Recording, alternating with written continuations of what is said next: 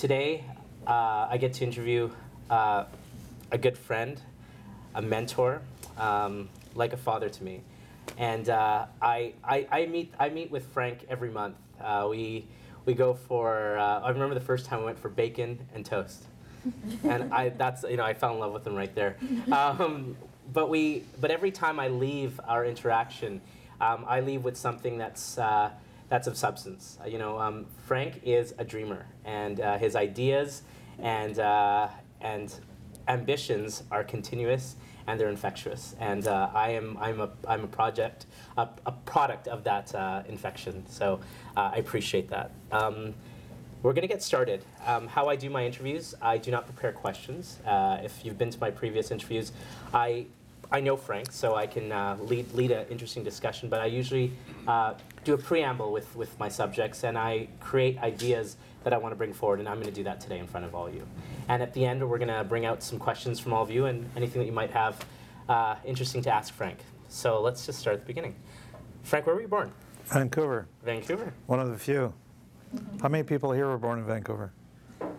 Well, that's more than, yeah. And where'd you grow up? Kitsilano. Kitsilano. And your parents, were they from Vancouver as well? Yeah, both from Vancouver. What'd your parents do? What was your father's profession? My father was a bit of an artist, but he was spent most of his life as a baker. Okay. Baking bread. Yeah.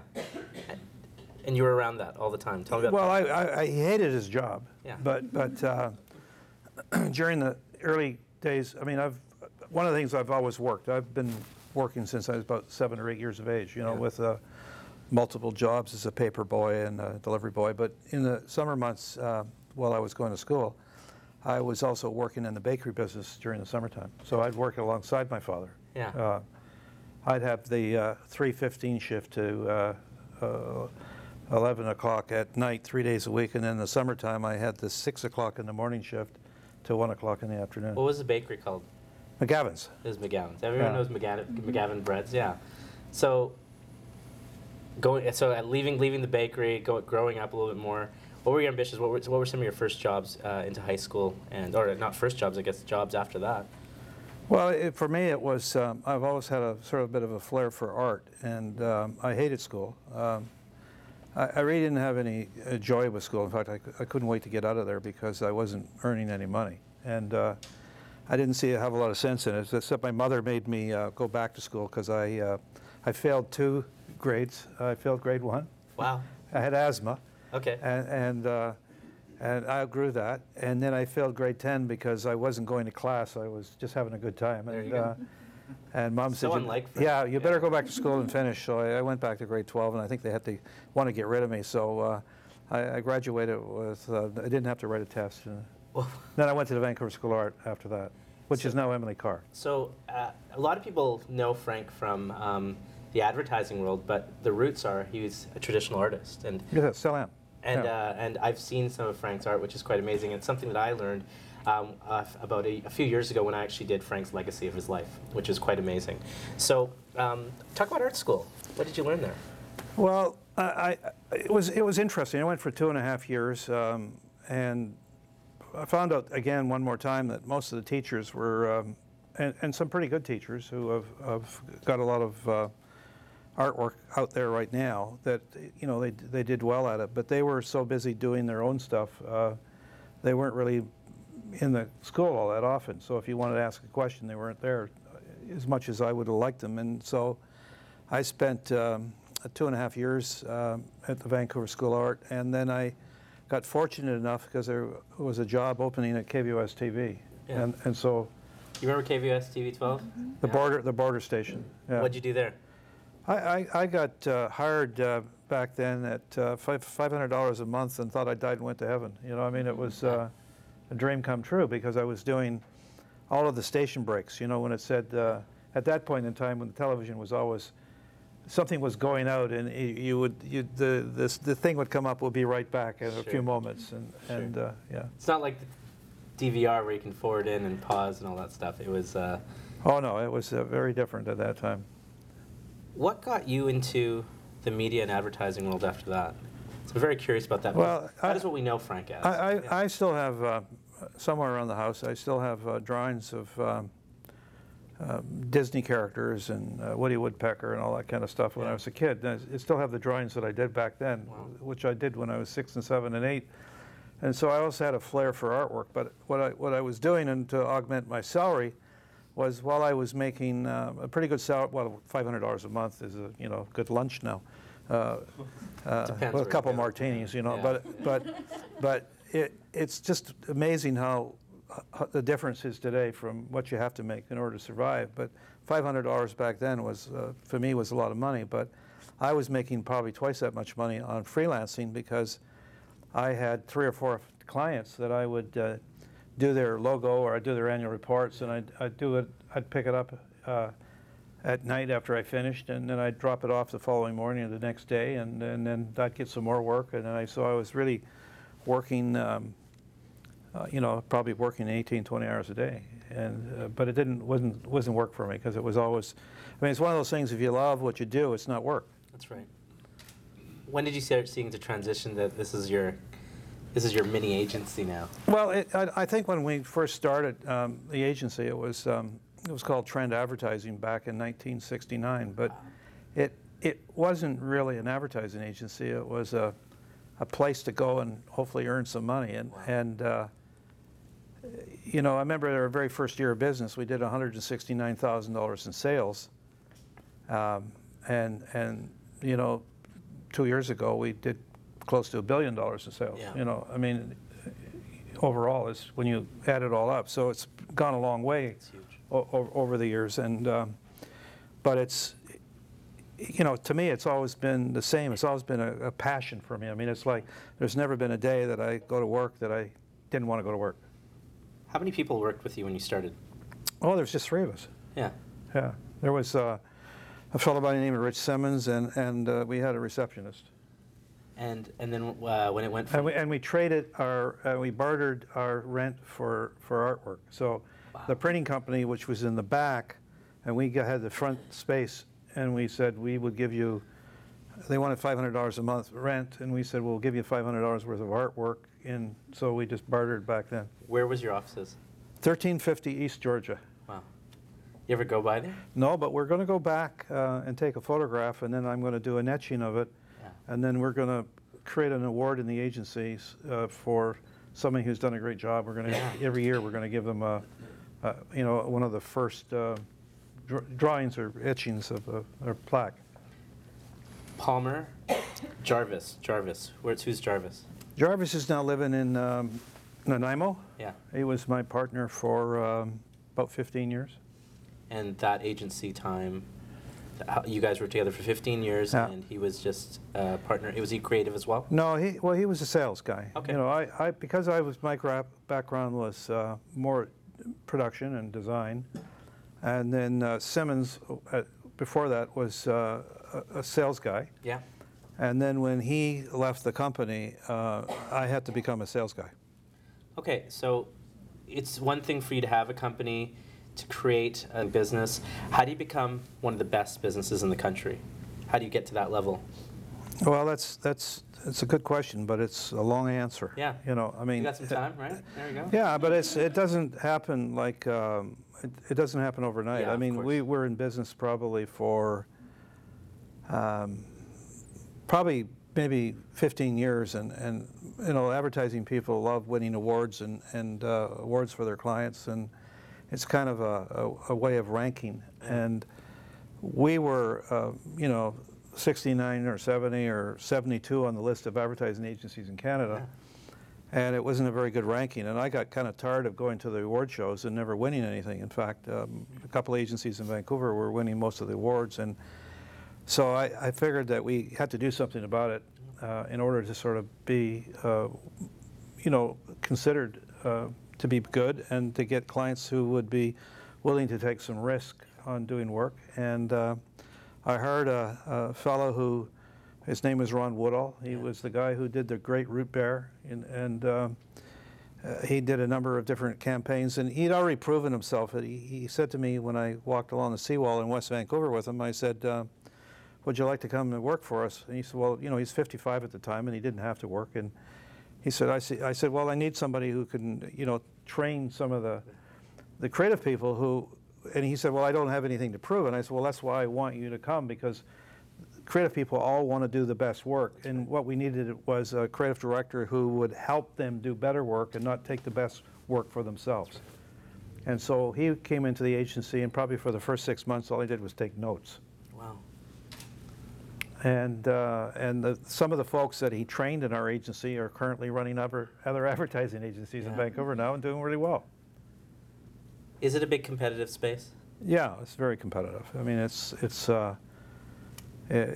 every day you got to find new and better ways to win. And one of the things that I used to always say, that if you work 10 hours, I'll work 12. Yeah. If you work 12, I'll work 14. I'm not going to let you win. Yeah. Very competitive. I hate losing. So I'll do anything to win. And you've proven some amazing accomplishments through that. When you were Palmer Jarvis, how did DDB get introduced? Well, I was, you get to a stage in your life when you realize that you're getting older and you're not going to be considered as useful. And if you have a time frame, so that if you want to sell the company, you have to pick a time and a place to do it, so that you still have some value to the purchaser, right? And I was looking for a large multinational company, and I was being wooed by a couple of companies out of New York. And the fellow from, here I am, and I had 12 partners at the time, 12 shareholders, because I'd built the business across Canada into other markets by bartering. I said that I had. You're still bartering. Yeah, I had. Well, that's how we built we built the agency. I said, well, I have the Hudson Bay as an account. Yeah. And you have, and it was maybe, let's say it was giving me $2.5 million in revenue. Yeah. And they wanted me to open in Calgary. So I'd find an agency in Calgary that I could fit with, or, that I felt that we could get along, who had roughly $2.5 or $3 million in revenue. And I said, if we come together, we'll have $5 million in revenue, and I get 50% of the company by doing that. Wow. So we did that in Winnipeg, we did it in Calgary, we did it in Victoria. And we built the agency across the country. So when I did the deal with the agency that I found it was a better partner. First of all, the first agency was there's a story there which I can tell you. But I mean, when we were wooed, and the guy's name was John Donor, and he ran a company, a large McCann Advertising, one of the world's largest agencies, and. You fly to New York, it's a 6-8 hour flight by the time you go through Toronto or whatever.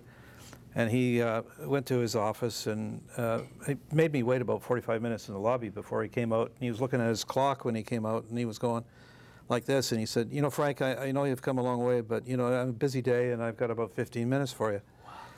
And I said to myself, a swear word, of course. And I said, you're not buying my company. Yeah. No way. I'm not going to, if that's the way you're going to treat me, you're buying my company and I want to sell this to you, and this is the way you're going to respect me? No way. So we ended up finding DDB, Doyle Dane Bernbach, and I met 3 of the principals who really wanted us to be part of their company. Yeah. I mean, it wasn't a hard sell for me to sort of do the deal, but all the time, none of the 12 partners that I had knew that I was doing this. Oh, at all? None of them.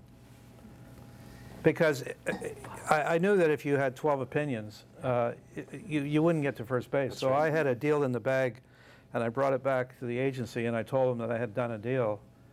And how was it received? Most of them pretty good. The 2 fellows that drove me crazy, one had 17% of the company, the other guy had 1. Wow. And they felt that we weren't getting enough money, and they didn't feel their share was enough. And it got to the point where I just said, well, if we don't do this deal, you won't be here either. So, wow. So I had to force the hand to say, They said, you can't do that. I said, I own 57% of the company. Yes, I can do that. Yeah. So we got the deal done, and it was about 14 years ago now. Where's the business? What did you see? So wait, you stayed on as CEO.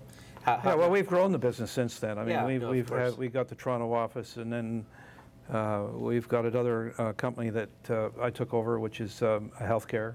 Yeah. And then we created another company that did all those Budweiser commercials Yeah. at the Bud Institute, Yeah. and Super Bowl commercials and that stuff. So You could have left the business right then too, couldn't you?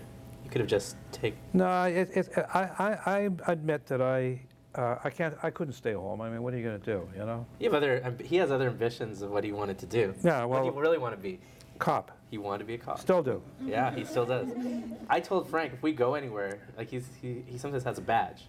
He can just flash that thing. People think he's a cop. No, Really? They do. I was Yeah. telling them that I walked into the Coast restaurant here, and I have a little badge, and it looks like an official police badge. I could get in trouble by doing this, and I walked in and I sat down, and the young guy came over and I said, I see the manager. He said, I'm the manager. I said, no, I want to see the real manager. He said, oh, my boss. He said, yeah. He says, is there a problem? Sir. I'm a sir now, right? Yeah, yeah, yeah. I said, I think you have a few people working in the kitchen that shouldn't be working in the kitchen. And he goes and gets the manager, and the manager comes over and he says, Frank, would you stop doing this to my people? Well, one thing. Which I thought was very, very funny. You know? One thing I've learned about Frank is, so this covers the other side, is he likes to pull practical jokes on people in his office. Yeah. There's this charismatic young feeling when I'm with Frank, actually. When we talk about ideas all the time, but let's do something interesting, something fun together. And what keeps your mind going that you keep so excited about ideas? Well, I have this, by the way, I wrote the test to become a police officer. Oh, you did? Yeah, yeah. And there was 400 people that wrote the test, and only 10 of us passed. Wow. And then they did this physical test, and I passed that, and the written test, because I was very good on, if I looked at somebody, I mean, I can get off an airplane in Vancouver, and that person was on that plane. Yeah, you know, yeah. I don't know their name, but and I didn't pass the psychological test. Oh, really? And it was many years later when a recruiter told me, they said, they knew you wouldn't take orders. Yeah. And they're right. Yeah. Because I'm not very good on taking orders. I mean, if I don't like it, I won't do it. And if it doesn't make sense to me, don't want to do it, you know? Wow. So, what was your question? I was talking about jokes, being a jokester and having fun. Well, if you don't have a passion for what you do, don't do it, because you're not going to be good at it.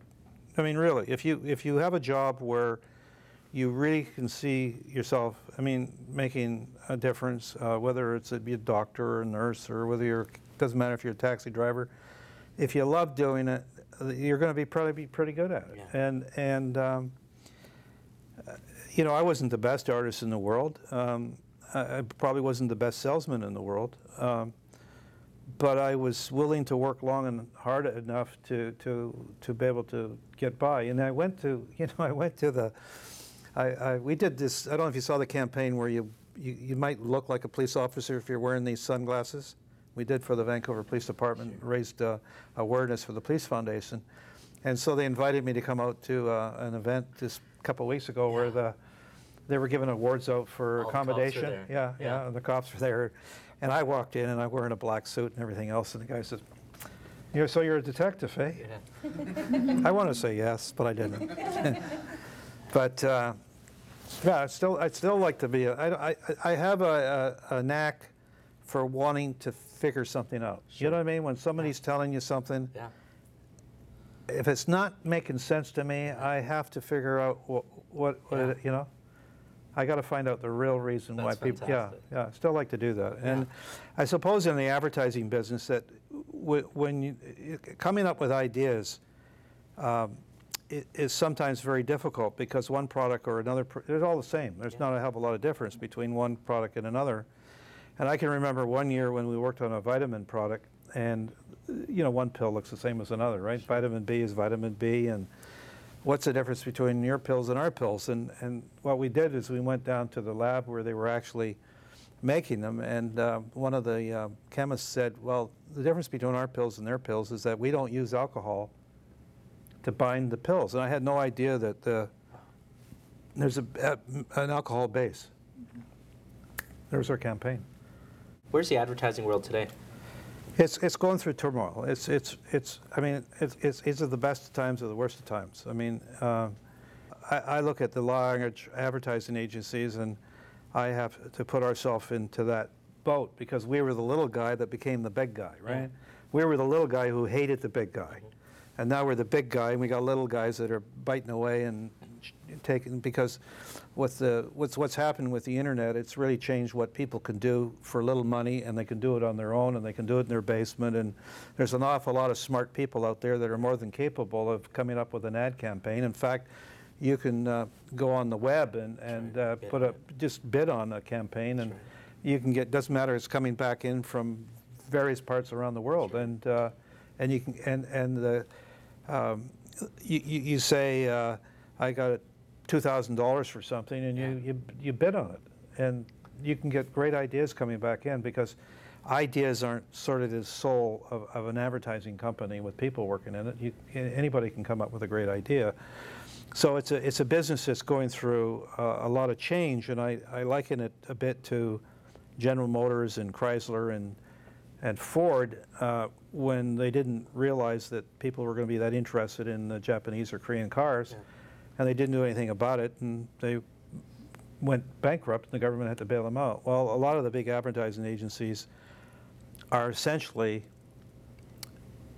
old models that have superchargers and new rims and that kind of stuff, and they haven't kept up to speed or date with what needs to be done. So if I had created a new agency today, it wouldn't look like the agency that I currently work for and with. It would be much set up, much like doing a movie where you have 4 or 5 real smart people, and then you hire the crews you need as you need them. Yeah. And then you add to it, and you get another film and bring it in. And so for me, that it's still exciting, because there's still a lot of really, really exciting people out there that you can do that with. Yeah. And people want to have a life, and they want to enjoy their life, so it allows them to also probably have a better time than, say, a job that's 9 to 5 all the time. Yeah. So it's a changing. I don't see the advertising industry going out of business anytime soon, no, but like you and I were talking, it's like ABC and NBC and CBS, you end up maybe finding 1 or 2 programs on there that you might want to watch, but you sure can find what you want to watch on Netflix and Showtime and HBO. Yeah. No commercials either. The click of a button. Yeah, that's right. Yeah. So I talk myself out of business. That's what we do for a living, is make commercials, but I don't want to watch them either, unless they're entertaining. I mean, you know, 99% of the commercials on television or on radio are very bad. I mean, really, maybe it's not 99, but it's basically in the high numbers of 80 plus. That bad. Forward through them. An interesting thing that I haven't brought up, but I always find this rah-rah to me, because I'm from Vancouver, is that you have a head office in an advertising agency, the best advertising agency, and kept it on the West Coast. Can you talk about that? Yeah, were you ever forced to, like... No, we weren't. We weren't forced to do anything. In fact, we're the only advertising agency that has a head office in Canada on the West Coast that's a national agency. So for me, it's one of those things that I'm proud of, and I fight to keep it. Yeah. And so when I did the deal with DDB or Omnicom, it wasn't a problem. It wasn't an issue for them, as long as I was willing to travel, because Toronto is so much more businesses and head offices. And, you know, our Toronto office has grown leaps and bounds. That's right. You know, it's about almost 2.5 times bigger than Vancouver. And that's only happened in the last couple of years. Do you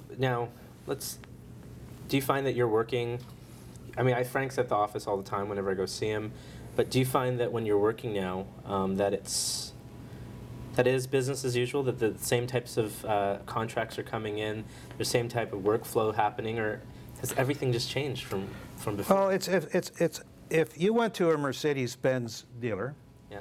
and you said you got that $100,000 car and you want to pay $50,000 for it, what do you think the guy's going to say to you?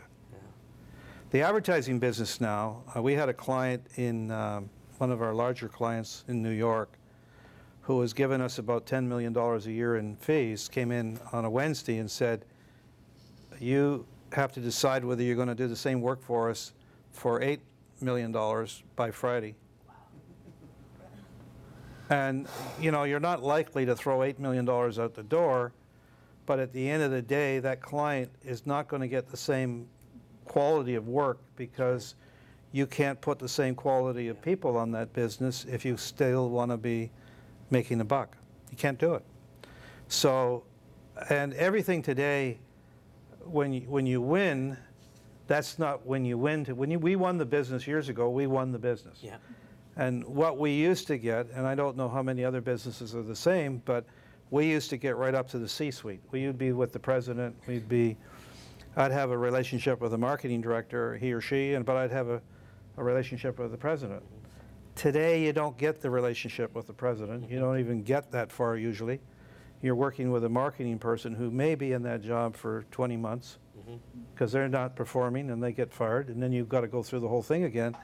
But when you win the business after pitching it against 4 or 5 other agencies, then you get a call from procurement, and procurement comes in and says, we'd like you to, we want to see your rates, and they want to drive your rates down to provide. And we're not supplying fishing tackle boxes. Yeah. We're supplying creative ideas that hopefully are going to make a difference for that company in sales and hopefully brand that makes their brand worth more value. But they're looking upon it, I think, in the wrong way. But that's what we're living with today. It's procurement is everywhere in our faces now. Now, how many people do you have working at DDB in Canada? About 400.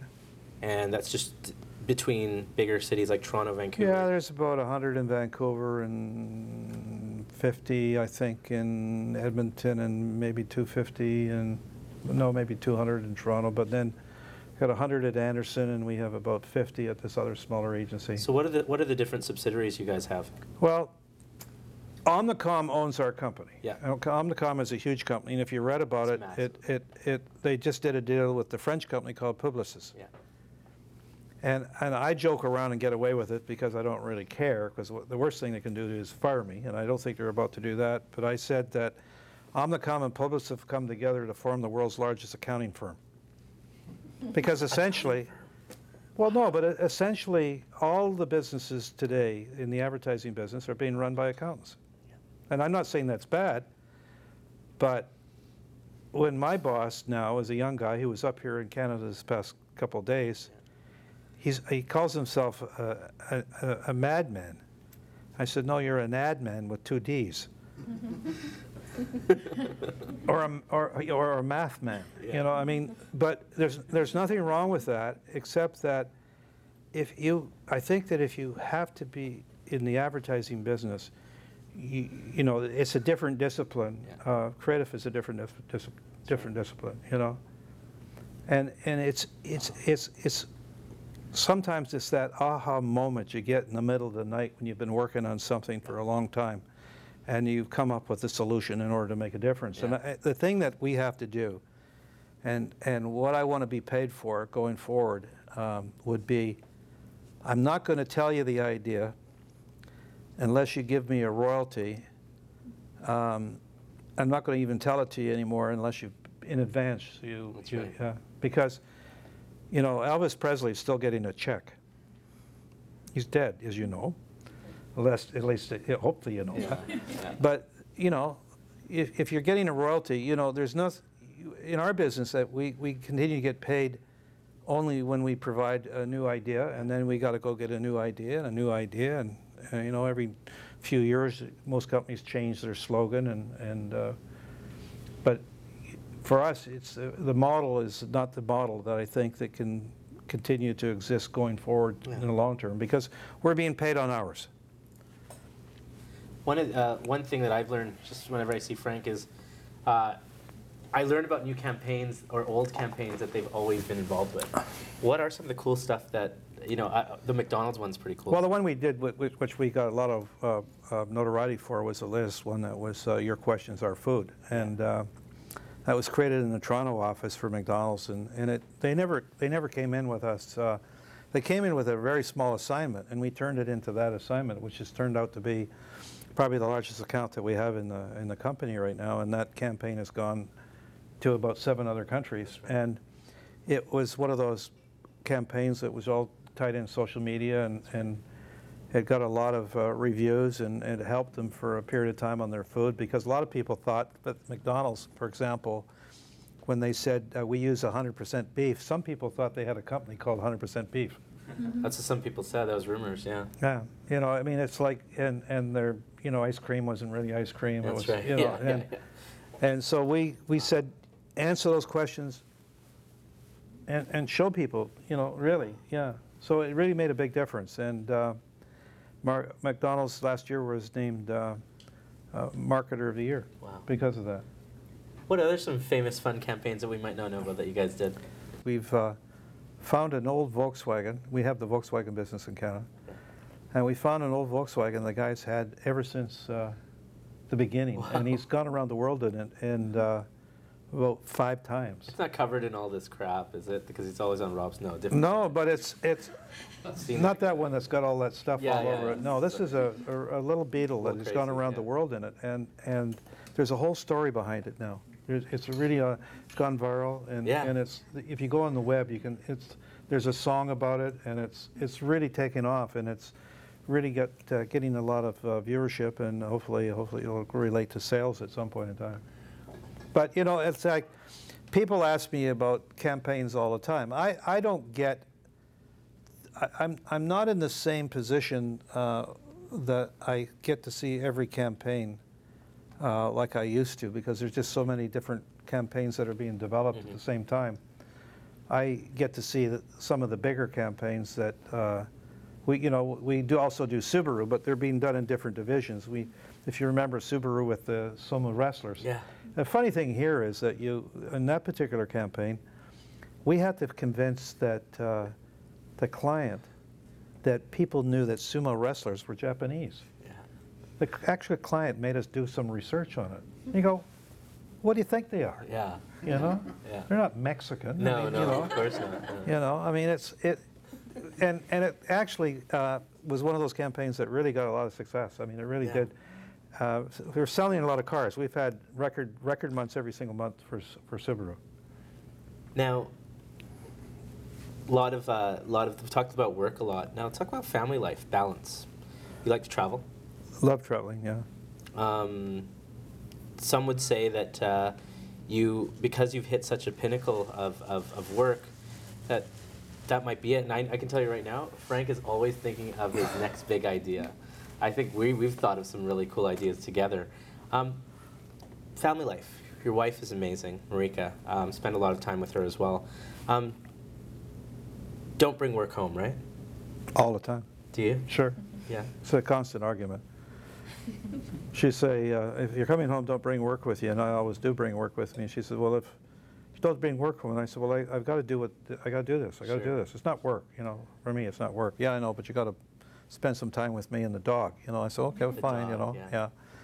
But no, for me, I can't turn it off. It's something that I'm constantly thinking about, because if I'm reading books and Forbes magazine and online and checking out what's going on and Ad News and Ad Week and all that stuff, something triggers another thought process on, there's an idea, I got to write it down. Like that could be a business, that could be, and I get to meet today, probably every week I get 2 or 3 different entrepreneurs, because it's like my partner and I are the Dragon's Den, but we're not on TV. That's right. They come in and see us, they bring an idea, and if it looks like a good idea, we'll either invest in it or find somebody else to invest in it and take a piece of the action. Yeah. And hopefully, if it opens some doors for them, it will help us. Because I still have this fear, and I have a fear of living under a bridge in a cardboard box.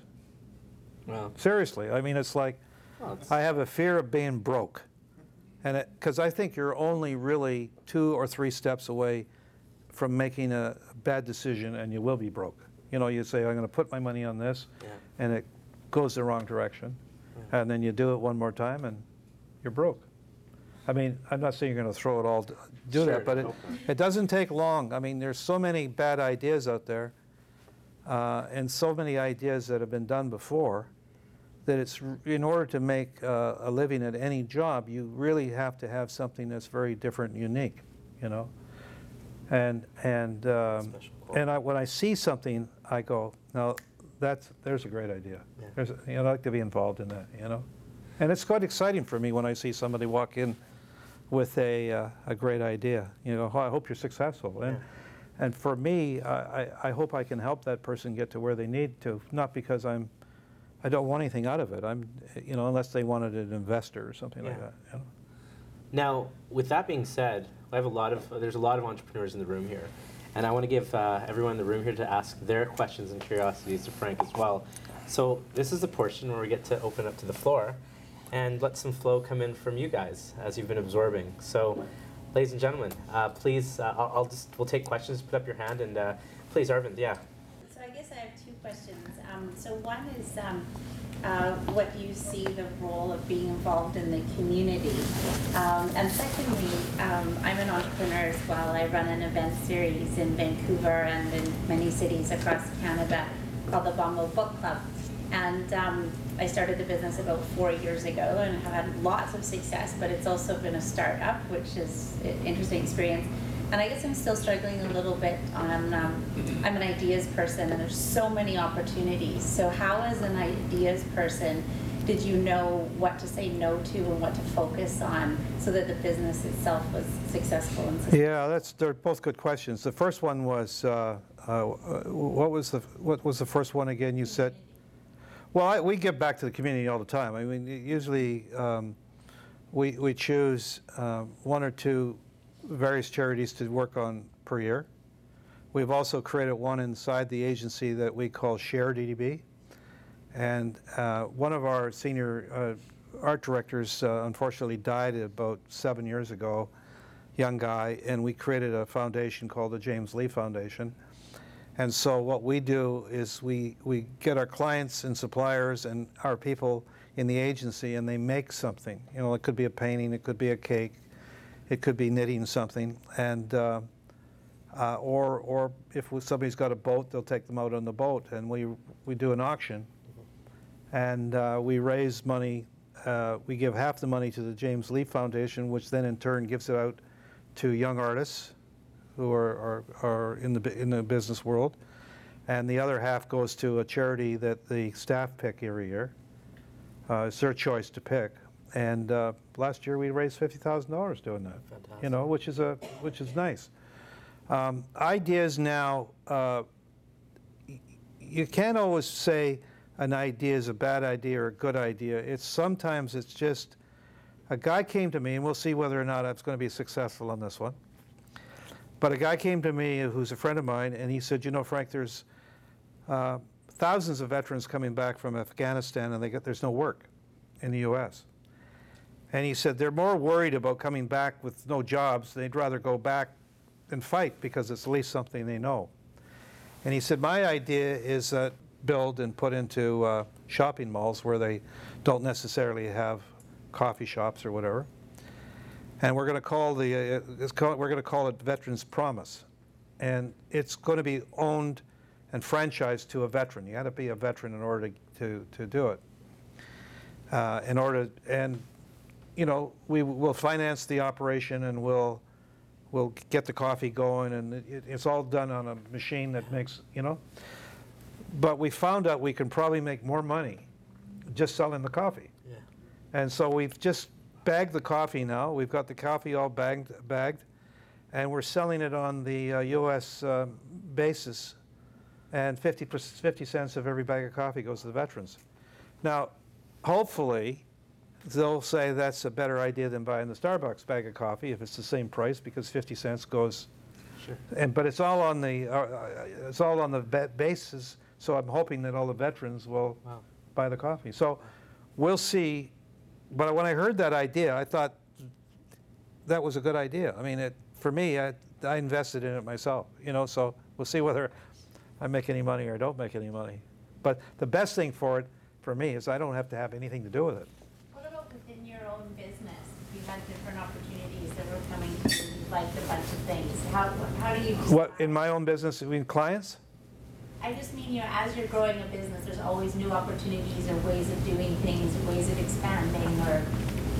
Yeah, well, we look at it very, very carefully now. I mean, with certain clients that we won't take on. I mean, there's bad clients.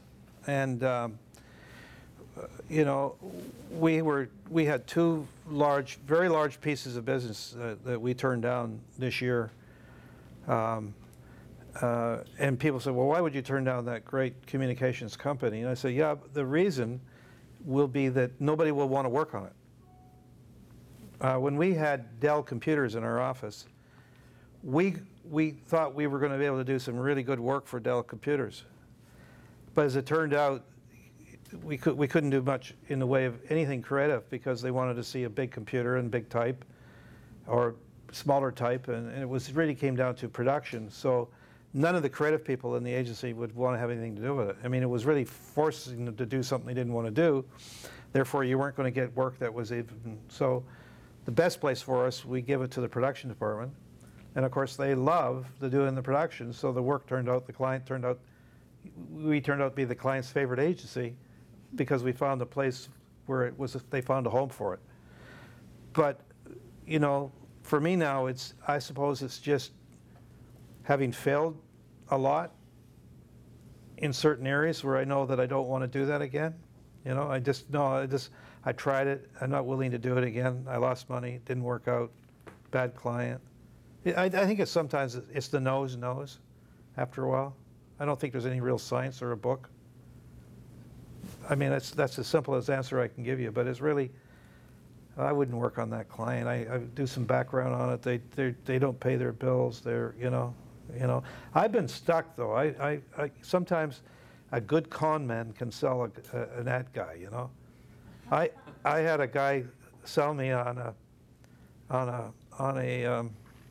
and I thought I was going to do really well on it, and he was paying his bills every month, and he was spending about $1 million a month with us, and we didn't take his business at first without cash in advance.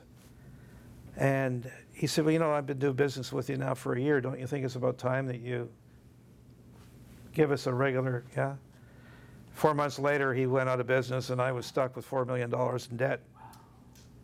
Fortunately enough, we were making enough money that we could cover that.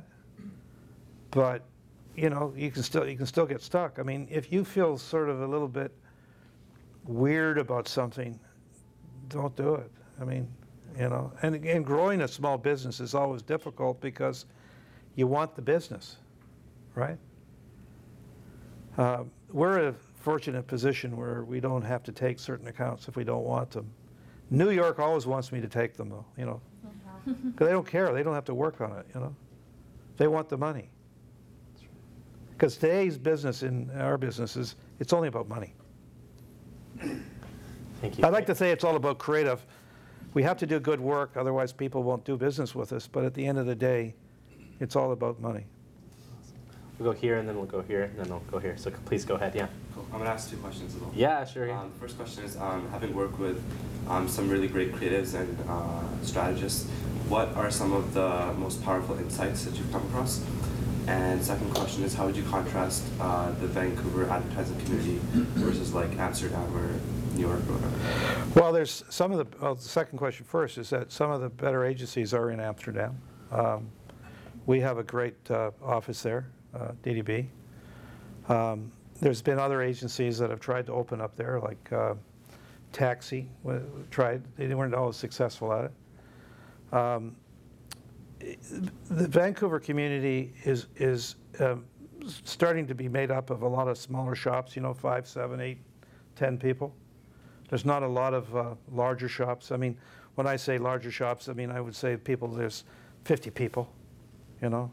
But there's also a lot of shops in Vancouver that I wouldn't even know they're there, you know, because they're doing a lot of different kind of work than what we were used to seeing. We have a process in the agency on getting insights that we have some pretty smart people. I'm not one of them, but that's what they do, because it's the insight that you find for a client. Not unlike when I said that little insight with the liquor. Oh, you know, yeah. It's different with every company that we work for. So it's not kind of a question that I could just pull out of the air on insights. I really couldn't. You know, I'd have to take a look at each client and then really find out what it is that their problems are. We just won the Nordstrom's business, okay? And the insights that we got out of them is that they have, if this is an insight, is that they're fantastic on customer service. And that really is their, and plus the fact they probably have great clothes and styles. Sure. And that, but their claim to fame is that when you go down and meet them, not only are they nice people, I mean, they're fantastic people, they're polite, they want to work with us, and they actually said to us, we've never worked with an agency who's done so much work, who knows our business now better than, or almost as well as we do. And it's really just spending the time with them and finding out more about them. Nice. Yeah. Did you answer the second question as well? I don't know if I answered it, but I'll go to the next question so we get everyone right here and then right here. Please go ahead. Yeah. Grateful for your time, and you're a man of many talents. I just want to know what's your superpower? What do you do better than anybody else when you look back on your life and all the success you've had? Good question. I'd like to say I'm a nice guy, you know. No, I think that I think that I care, you know, and I think that for most of our clients, I'll go out of my way to service their needs and go beyond the call of duty. I do unexpected things for them, you know. I just really probably got pretty good at client services and taking care of all the little details, you know, just really all the little details. But when you like what you do, it's not a chore. It's not a chore. It's easy, you know. But I'm a workaholic. I admit it. I mean, my brain's always rolling. Please, yeah, right here, and then we'll go to Are better people than yourself too, by the way, you know. Hi, Frank. You mentioned that you were an artist in the beginning, but you later turned into a salesman. Out of need, out of yeah, out of need. Yeah. Is there any challenges that seem to be very overwhelming? Well, I wasn't. You know, you're trained to do certain things. I mean, I was trained as I liked to draw when I was a kid. I was pretty good at it in high school. I went to art school. And I trained as an artist in production, and I learned how to run printing presses. I was able to do that. But what was forced onto me was the fact that my partner and I didn't get along. And he was mainly the guy that brought the business in. So I had to learn how to be more of a salesperson than an artist. And what I do today is a far cry from all of that. I mean, my whole job today is to check in on the people who are actually running the company. So my job as CEO and chairman is that I have presidents all running the companies. And my job is to provide them with the tools that they need in order to do the job and fight for them. Particularly with New York, because when you're that far away from New York, you're a number, right? I'm a paycheck number or whatever, right? They don't look at the people in the offices, and when you get, if they say we want a certain amount of percentage on the bottom line, and we're not willing to bend on that. And if your numbers aren't there, what are you going to do, right? The face is, what you have to do is either get more business or find ways to cut back on expenses, and usually it's people, right? And they don't care. Now, I'm not saying that's unique. That's just the way business is today. Now, if it was my business today, I'd choose to make less money, but I would say to my guys, I'm going to allow you to make 15% margin, not 14, 15. I'll give you 5 points more to run a company to be more happy, to make people more happy, more pleasant, to be able to do more things in the company so people enjoy their job better rather than being so tight. And I said, I'd be building the business for the long term, whereas I think you're building a business to be, diminishing. Because I think greed is, in far too many companies today, there's too much greed. And it's for very few people at the end of the day. Because you either build a company or you're going to kill the company. And I'd like to continue to build it. That's if it was my company, which is not my company any longer. I mean, I was able to continue to run the company, like build the car, build the car, sell the car, and get to drive the car. But now they want to change the car.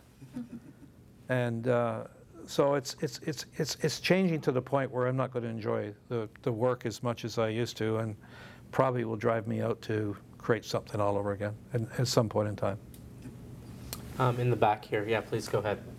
Yeah, thanks for everything you shared so far. One of the questions I had was, one of the times that people avoid changing the channel to watch the ads is Super Bowl. Super Bowl's upcoming. I'm kind of curious your take on sort of the circus that surrounds. Well, you'll watch the Super Bowl. I mean, I'm sure you'll watch the commercials for the Super Bowl because they're definitely, Super Bowl has always been one of those things where most clients will spend a fair amount of money putting commercials together for the Super Bowl because it is a circus, right? Yeah. I mean, we got a lot of pleasure when we were doing a lot of the Bud Light commercials, Budweiser spots that we were producing for the Super Bowl. But a lot of the commercials that are being produced by the Super Bowl now are spots that are produced by individuals, people that are working with a camera for Cheetos or something like that, right? There's contests behind it, but I definitely will watch the Super Bowl because I want to see the commercials, or if I miss it, I can just go to YouTube the next day and see them anyways, right? Yeah. But it's a different business today. I mean, there's, as I said earlier, there's just not that many commercials I want to watch. They're not good. I mean, I'll tell you right now, I mean, I'd probably never get the business if I told them how bad it was, but when I watch these commercials for Canadian Direct, I look at commercials and say, I'd never come to your company because these commercials are so bad. I mean, you got to be embarrassed to do these commercials. I mean, well, how could you ever let anybody do them for you? Yeah. Even if they were free. So what makes a commercial you want to watch? They got to be entertaining. Usually there's a little bit of humor to them, if I'm, and I don't mean commercials that we've done. I mean, I like looking at commercials that are smart and they give me the information that I need. I mean, look, you guys are all smart. You know more about most things before you even see them on TV, I mean, I know what kind of car I'm going to buy before I know more about the car than the guy who's selling me the car. Because I've done my homework, I've gone on the web, I've checked everything out. Normally, I still have to have a sexy car, though. It has to still have to have. It can be the best run, best for gas and everything else, but it's ugly. I still wouldn't buy it. It's got to have some lines to it, right? But curves. Yeah. I have one question here, and then I have one question here. Please go ahead, Ben. So a theme for tonight is, things are changing, and I see that a lot now. Like I'm work to people who are basically, we go with the guy who's the cheapest because that's the budget I have to run with. And a lot of times, some of these people that we're doing business with, it's not even we have to go on the internet and bid on anything. These guys have a whole company back in India or something. Sure. Yeah. Doing all the grunt work. Yeah. So the rest of the companies that are here, as you say, it's 5 to 6 to 7 people. So what I'm trying to get at is for people who are coming out of school and this is what they want to do, what advice do you have for them? Well, it's a great question because, I mean, the fact is that I put some money into a company that you can go online and give them a brief on what you need to get in the way of an ad campaign. And it could be being done in India, or they could be done in Costa Rica. I mean, one of the companies that is an Omnicom company that we're working with is all the back end and digitally is all being done in Costa Rica. That's right. All of it. And it's being done for, I don't know, $10 an hour, $12 an hour, whatever, right? Yeah. And we're selling it at $100 an hour. Nobody needs to know that it's being done there, but that's just the way it is, right? I still think there's an awful lot of opportunity for young people because I think today the people that are coming out of college or schools are a lot smarter than I was when I came out of school. They just seem to know so much more. They've got more education. They just, particularly digital people. I mean, I'm a little bit dangerous in that area, just about 5%. I know enough to get myself in trouble, but I know enough to stay out of it when I'm talking to somebody. But on the area of being done cheap, I don't think going to the cheapest heart doctor is going to do you any good if your heart problem. And I think that a lot of companies are playing around with bad because, if you're building a brand on a balance sheet, there's a cost to a brand. And, Coca-Cola has they would have on their balance sheet that their brand is worth, what, $50 billion? I don't know what it's worth, but how bad do you want to, how cheap do you want to spend to get something that's not going to do your brand any good? It could cost you a lot of money, those cheap commercials or that cheap advertising you did. But I just encourage young people coming out of school to look at the businesses that are around that I don't know that are there right now to see if there's a good work for there, because there's a couple of gentlemen I met in here that are doing their own thing, including this gentleman. And I think there's a great opportunity for them. I think sometimes even more than going to work for a company like mine. Because I think our company is in a flat growth. I mean, you can't get, our business now, we were told that we had to grow 15% per year. We're lucky to, I think flat is the new up. Here's a quote. Tweet that. Matthew. I've got a question for you. What kind of car would you buy today? Actually, we talked about that. One of them would be a Tesla. Yeah. You wouldn't see me in a Ferrari or Lamborghini, any of those kind of cars, because you can't drive them anywhere anyways. But I'm stuck right now. I like that new Cadillac CTS. Yeah. Two-door coupe, black, and black, 500 horsepower. Where are you going to go with the 500 horsepower, Frank? Not very far, but I just like the lines of it. And but I'm going to go probably next year. I'm probably going to go down to Jackson Barrett, and I'm going to buy a '69 Camaro convertible, or '68, somewhere in there. And on the first day, because on the first day you get a pretty good car for not at the end of the day when everybody's been drinking too much and bidding too high. There you Yeah, go. yeah. But I'm a car nut, and I used to go out to when we had Carter GM for years, and we put, I don't know, you guys wouldn't remember this, but we had this crazy comedian called Jackson Davies.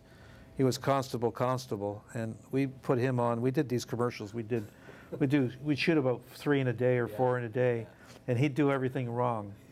And I can remember the client at the time saying, "Frank, do you think these are going to work?" I said, "You won't know if they're going to work for about 8 months." He said, "You mean I got to wait that long to sell more cars?" I said, "You're going to wait that long because then you're going to sell a lot of cars." There wasn't anybody in Vancouver that wasn't talking about Jackson Davies and those commercials in 8 months because everybody knew them.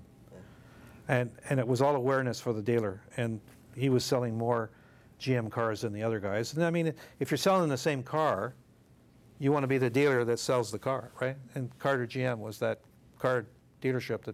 But I go out there on Saturdays and just hang around the car lot. People say, "What do you think of this new Judge?" I say, "Well, it's a great car. Da, da, da, da. Well, can I talk?" "No, I'm not a sales guy. I'm just coming out here looking at the cars. You need to talk to a sales guy."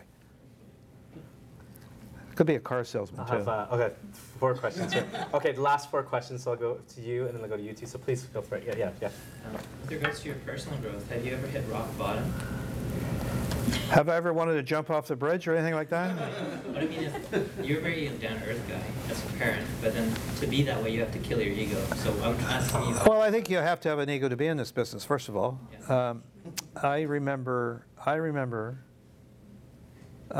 losing the McDonald's business in Edmonton. And I can remember today like it was yesterday. Less like yesterday. And I remember sitting around, we were having a little bit of difficulty in that market in the McDonald's business, and we were going to have to go through a review. And I can remember one of the gentlemen wrote a thing on a piece of paper and handed it to the president of McDonald's, and he looked at it and goes like this, ripped it up and put it in the coffee cup. And they left, and I went back and emptied the coffee cup and put the piece of paper back together again. And it said, time for an agency review. Okay? So I knew we were dead, and that to me was just, you know, you just sink. You're on the flat. And I never gave up on winning the business back, because we still had Vancouver, we still had Winnipeg, but we lost the Alberta market. And then I did some work I put Special Olympics and McDonald's together. And the president called me one day, and he said, I need to see you right now. I said, right now? He said, yeah, you got to come up to my office right now. I want to talk about Special Olympics. All right. So I go out there, and I sit down, and he had about 7 people in the room, and pretty much the same 7 people that fired us. And I'm sitting there, and he said, well, you know, I got you out here to talk about Special Olympics, but you probably also heard the rumor that we're not very happy with our agency in Edmonton. I said, I know that. He said, and I just want you to know that you can't pitch for it. I said, yeah, I kind of assumed that. He said, we're just going to give it back to you. Wow. And I couldn't say anything. I was just emotional. Yeah.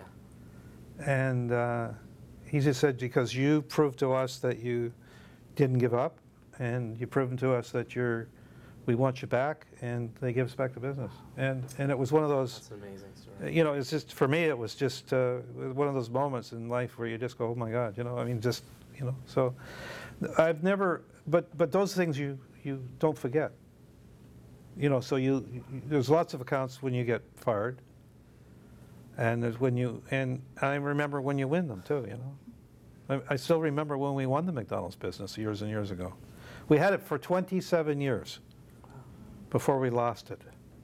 And about 2 years ago, we gained back a lot of it back again. So I'm still trying to win back the business. So I'll tell you a funny story about the ad business. Yeah. So we pitched against the agency that had the business, and they loved what we did. And they said, well, now you've opened up the Pandora's box. Now we're going to have to go back, and you're going to pitch for all of Canada. And in the advertising business, it's called a dog and a pony show. You know, like you got to do a dog and pony show. It's kind of razzmatazz. And I told McDonald's back 12, 14 years ago that their coffee was crappy. And it was crappy. I said, seriously, all you have to do, I swear to God, you could put a different label on your coffee cup and people would think they're drinking a different coffee and it tastes better. Because when you do beer tests, sure. I mean, my father, when I go back to the bread thing, I got into a big fight with a lady who said, because when we were making McGavin's brown bread or white bread, it would go through a roller, go through the slicer, and then we'd change the roll, and it wouldn't be McGavin's anymore, it would be Woodward's bread. Same bread, same loaf. Just coming out. This woman said to me, this Woodward's bread is so good. I said, it's the same bread. No, it's not. I said, it's the same bread. No, it's not. I said, I'm not going to argue with you. I know. I made the bread. I should know. Yeah. You know? So the dog and pony show, as I said, we had a great idea. We had the Colombian coffee, Juan Valdez. And Juan Valdez is he's a character. He's a clown. He's not real. But the mule's real, right? So in the in the presentation, we brought Juan Valdez in and the mule into the presentation, right into the boardroom.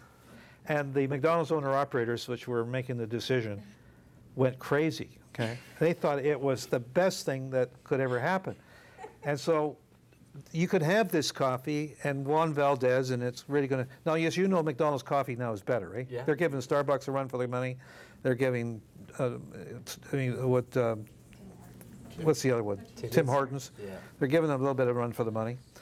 And anyways, so we lost the business. We lost it even with Juan Valdez. And it was a backroom decision that it was politics, okay? The senior vice president, 7 or 8 years later, came up to me and said, Frank, I know you don't want to hear this, but you actually won.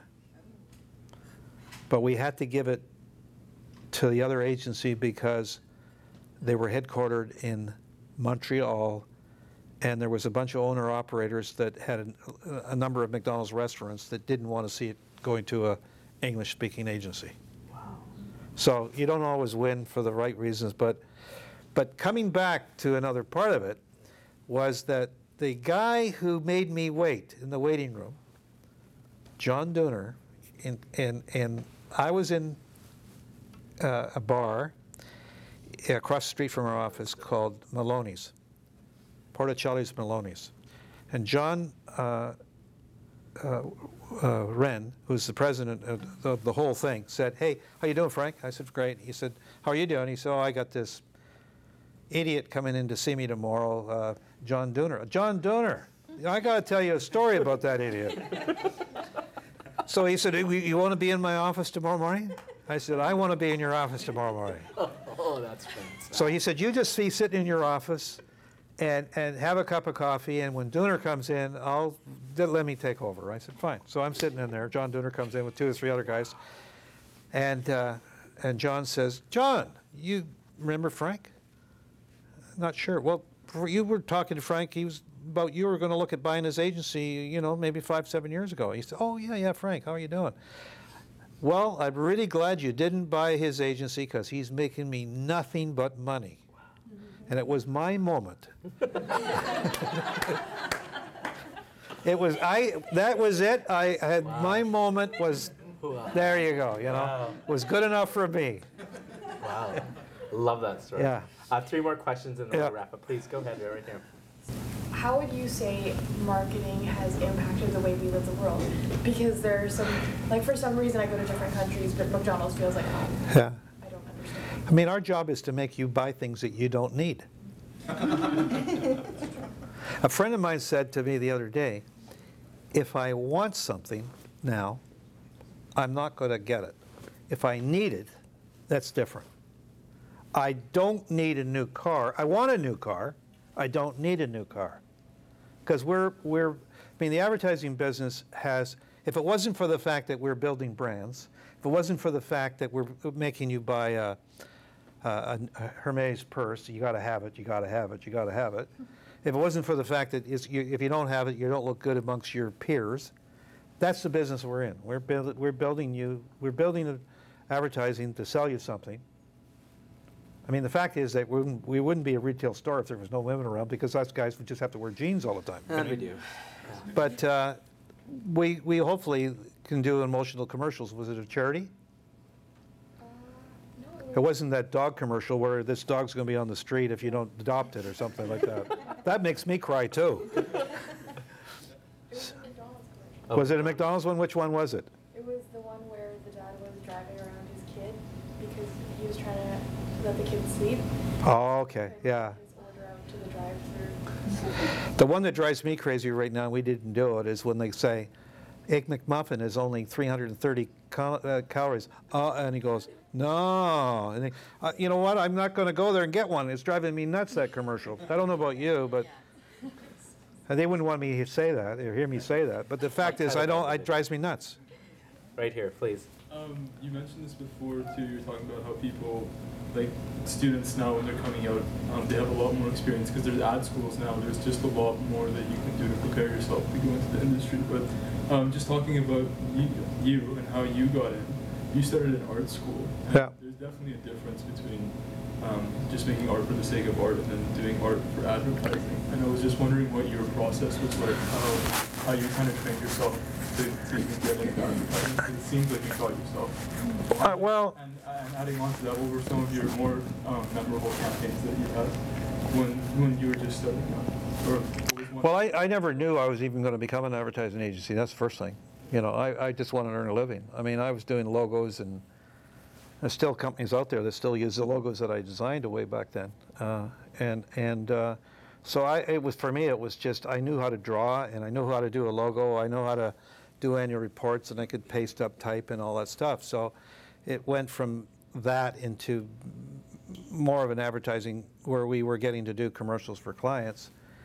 And so I could say I fell into it more so, you know. And today, what I try to do is just make sure that we're providing the tools for our agencies so they can do the best job for their clients. But we bring in students every year. I don't know if you know, from UBC. You said you went through our office, right? We you know, Simon Fraser. What's the other one? Emily Carr. BCIT. BCIT. Yeah, we've. The funny thing about it too is that one year we had about 7 or 8 students, and they all came in at one time. Somebody wanted to be a media person. Somebody wanted to be an artist. Somebody wanted to be a production person. Someone wanted to be in sales, and this is what they all. So we put them in those departments, and we rotated them over a period of 2 months. Pretty much every one of them went out of there not wanting to be the person that they came in to want to be. The media person didn't want to do that. They want to be production wanted to be an art, and all that kind of stuff. So, you know, a lot of the work that you get done at school, a lot of practical work that you get, it's not the same, you know? Yeah. It's not the same, so let's hope that you can get into an advertising agency that you can have an opportunity to find out what part of it you like. My guess is that you might change some of it, you know? Last question right here. Yeah. Frank, one of the things that you've mentioned along this talk is if you don't enjoy what you do, if you enjoy what you do, it's not work. Yeah. As you progress through your career, what are the values that you've held close to you that have helped you get to the place that you've been? I suppose it's a lot of things that you learn along the way. It's being, you know, be kind to others. I mean, I write a weekly, frankly speaking, and it's all about being courteous, being on time, not being late, listening. And I'm very, you know, I started something in our company that drives me nuts when people are in a boardroom and they're looking at their computer or they got their little phone down here. I have created a red card and a yellow card, and like soccer, right? Yeah. So if I catch you, you get a yellow card. If I catch you again, you get a red card. You're paying for your own phone bill next month. Wow. People don't do that anymore. People don't put their phones on, you know. And the client that we had at the time, who's worse than anybody, was TELUS. No, but I'm serious. They don't care. I mean, where is it that being late makes you more important than me? You know, Jimmy Patterson, if you're late, he locks the door. You don't get in. Yeah. I say to people, you know, like, if you're late, that means you don't value my time. And so for me now, it's really all about, I don't know, call them lessons. Yeah. I got about 400 of these things now, you know. Maybe one day I'll put them in a book, you know. Well, they're just little things, because normally what happens is that something happens in the business during a period of a day that I get really upset about, and person has been rude to somebody else or done something, and I think about it, and I just wonder how many other people are doing the same thing. I usually wait for about a month before I send it out, because the person will know I'm talking about them. what is it, like it's, some people just don't listen to any advice. They think they know all the answers, right? So a lot of people just won't take any advice at all, and they never will learn anything. If you go the same way to work every day, and I used to say this all the time, you go to work the same way every day, you'll never see what's going on around you. If you go that way a block and that way a block, you say, well, look at all these buildings that just got, where did they come from? They just magically pop up? You don't know because you go do the same thing every day. And it's like the old quote and when Alice met the Cheshire Cat and the fork in the road. You remember the cat that was changing colors like that? And she said to the cat, what road do I take? And the cat says, where do you want to go? And she says, I don't know. And he said, it doesn't matter what road you take. And my job today is to take people down the road that they have to get to. And I say, you're never going to get to where you want to go if you take that road. Why? Because this is where you should go. And I've had people come into me and their fathers have said, thank you for helping my daughter or my son because they went down that other road and they really got, and I'm not saying I'm right all the time, but I have one rule in the business, and I start off by any senior executive, I just have one rule. I make a list every day. Don't be on my list. Because I will ask you a simple question. Did you make the phone call to the so-and-so to take care of? No, I didn't get around to that. Why? Well, okay. You're on my, I'll phone you tomorrow. Normally everybody gets off the list because it's just a simple question I have. I mean, it's not a harsh thing. If I said, did you do that thing that you said you were going to do? No, I didn't get around to it. Why? Well, okay, fine. Don't be on my list because it's my list that I want to cross off to make a new list. That's right. Because I'll never get anything done as long as you're on that list, right? So, but for me, I think it's probably I've mellowed over the years, and I've just, There's a lot of stories that we've heard tonight. There's a lot of anecdotes, a lot of ideas, a lot of examples of the work, and I can tell you, just a fraction of all the things that I've heard from, seen, and learned about Frank. And I want to first thank you for being here, and even more so, thank you, Frank, for being here. Ladies and gentlemen, Frank Palmer.